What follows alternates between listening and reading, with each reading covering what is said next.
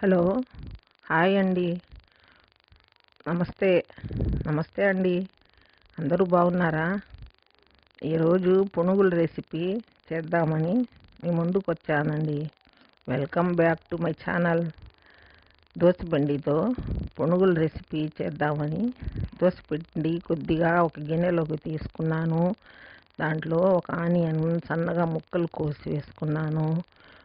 కరివేపాకు కొంచెం, కొత్తిమీర కొంచెం స్పూన్ తోటి మిక్స్ చేసుకున్నాను. మిక్స్ చేసుకున్న తర్వాత స్టవ్ వెలిగించి ఒక కడాయి పెట్టి కడాయిలో ఆయిల్ పోసుకున్నానండి. కొంచెం ఆయిల్ వేడెక్కిన తర్వాత బాగా హీట్ ఎక్కిన తర్వాత స్పూన్ తోటే పునుగులు వేసుకున్నాను. పునుగులు వేసేటప్పుడు ఫుల్ మీద ఉండకూడదండి. స్టవ్ మంట సిమ్ములోనే ఉండాలి. సిమ్ములో ఉంటే బాగా కాలుతాయండి పునుగులు. లేకపోతే ఫుల్గా పెట్టేస్తే మాత్రం పైన కాలి లోపల పచ్చిగా ఉంటుందండి. పిండి పిండిగా ఉంటుంది లోపల. అందుకని ఎప్పుడు కూడా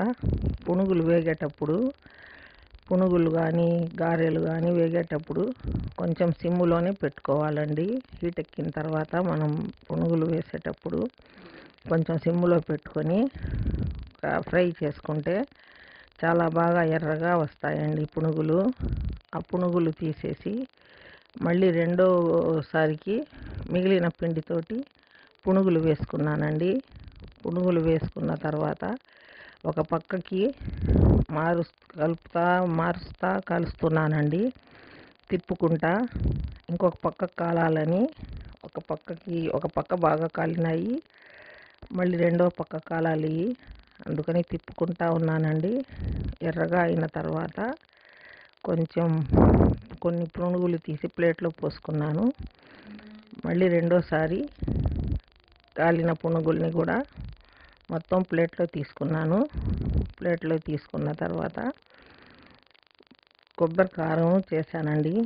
కొబ్బరి కారం ఒక గిన్నెలో తీసుకొని ఆ పునుగులతో టేస్ట్ చేస్తే మేము చాలా రుచిగా ఉంటాయండి. ఒక ఆనియన్ కోసి ముక్కలుగా వేసి పెట్టానండి. ఇంకా ఏది ఇష్టమైతే అది తింటారని పిల్లలు. పచ్చడితో తింటే పచ్చడితో తింటారు, లేకపోతే కొబ్బరి కారంతో అయినా తింటారని ప్లేట్లో తీసి పెట్టానండి. అంతేనండి. నా వీడియో కనుక మీకు నచ్చితే లైక్ చేయండి, ప్లీజ్ సబ్స్క్రైబ్ చేసుకోండి, షేర్ చేయండి.